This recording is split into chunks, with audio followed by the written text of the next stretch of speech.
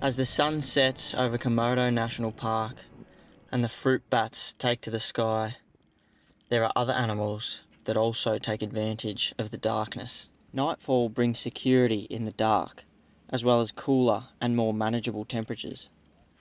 This wolf snake's recently consumed a meal, most likely a gecko.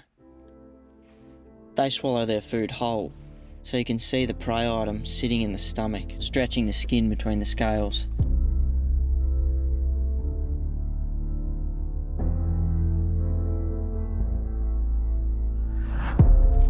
The lesser Sunda bronzeback, so well adapted to climbing through the trees, they spend more time up in the scrub than on the ground.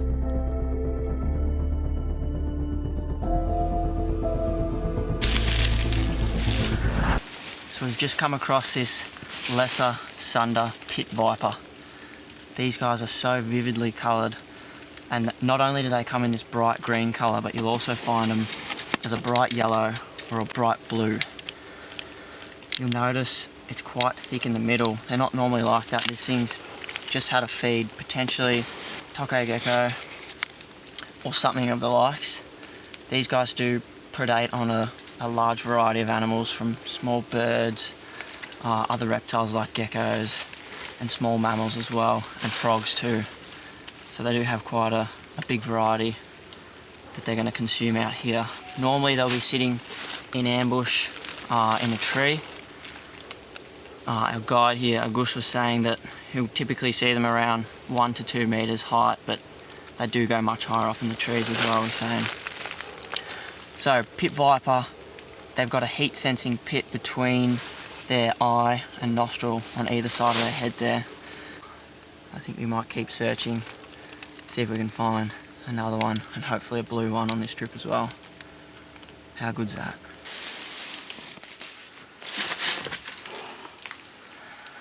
This is a reticulated python. This is the longest snake on the entire planet. We're at the Komodo Islands, where you can also find the largest lizard on the entire planet. This place just never stops giving. Look at the insane pattern on this snake. The iridescence in the light, and it's just sitting here, posed up, ready to strike.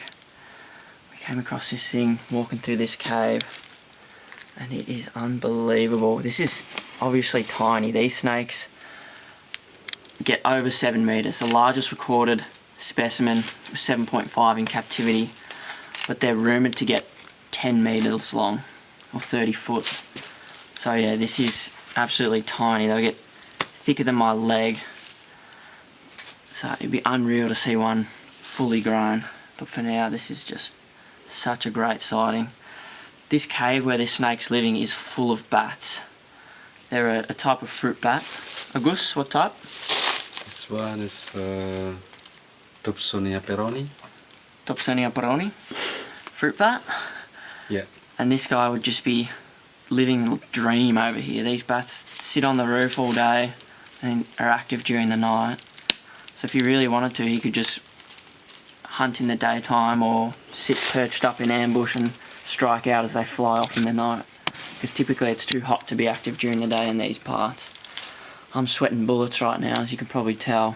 These guys are a python, meaning they constrict their prey. So once they've grabbed onto something like a bat, they'll then coil around it, constrict it, and squeeze out all the air. Each time that animal goes for a breath, it squeezes tighter and tighter until that animal dies, and then it starts to consume it whole.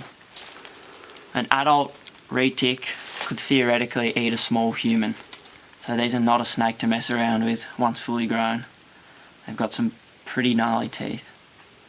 We might leave this little one to slither on into the night and hopefully see what else we can find.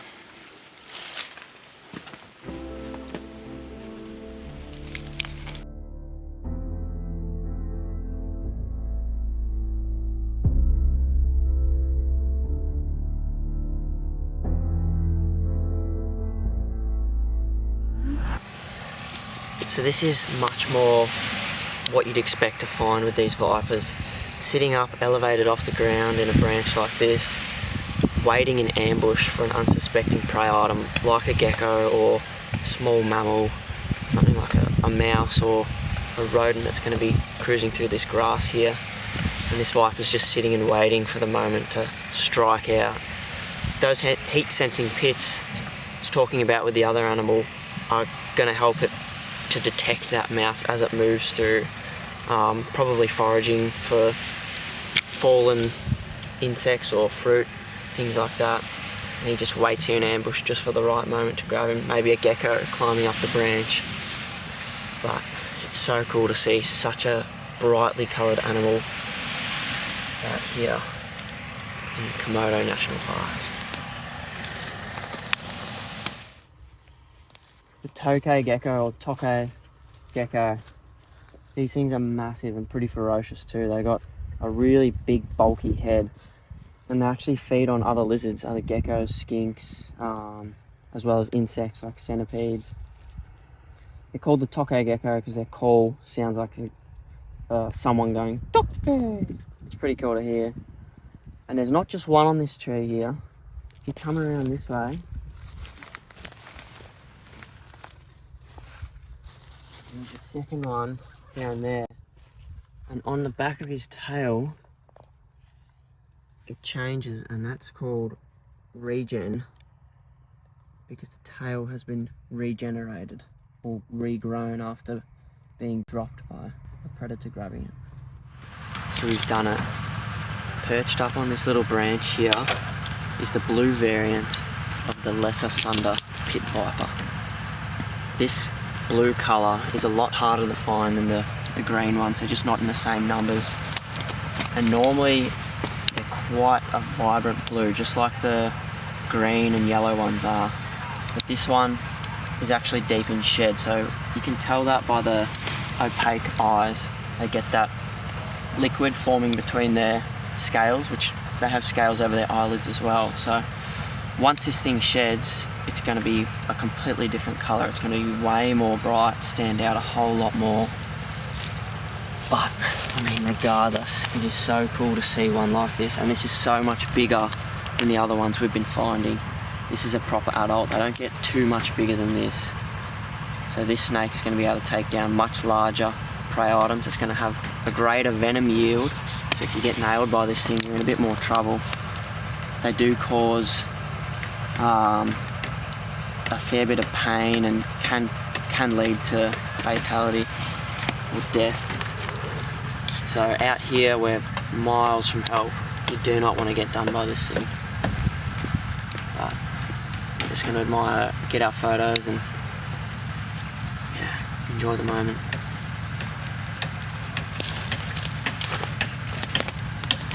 We've got two juvenile lesser Sunda pit vipers, the green form, in this same tree together. It's just wild seeing two in the same tree. We weren't even hopeful. We were like, you're never guaranteed to find a reptile when you go out searching. And now we found 3 greens, 1 blue in the same night, and about 4 bronzeback tree snakes as well. So this is unreal.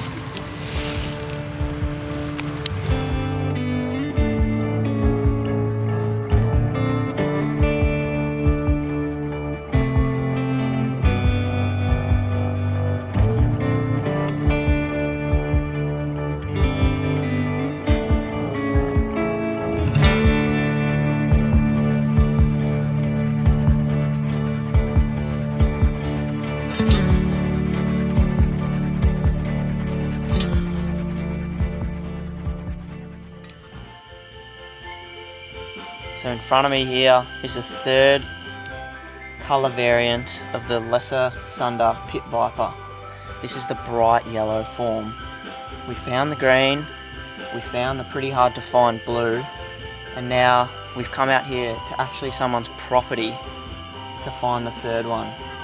You'll notice the music in the background. This is a guy that both Ajis and Agus, our tour guides, know, and he's a bit different because whilst other locals may kill the snakes they find on their property, this guy sort of lets them be, which is really cool because, you know, in an urban environment you're not going to be able to find too many snakes like this. If everyone is doing this and the last bit of habitat they've got in this area is on people's properties, So it's sort of unreal, really, that you can find this in someone's backyard. A snake this vibrant and this cool.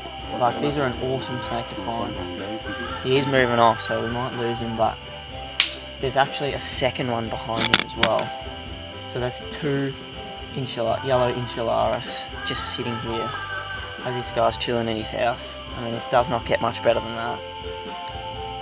There's not too much to add about this snake. It's still the same species, it's just a different colour. So as he's moving off, I might let him be, get out of his way. And yeah, what a way to end the trip. So good.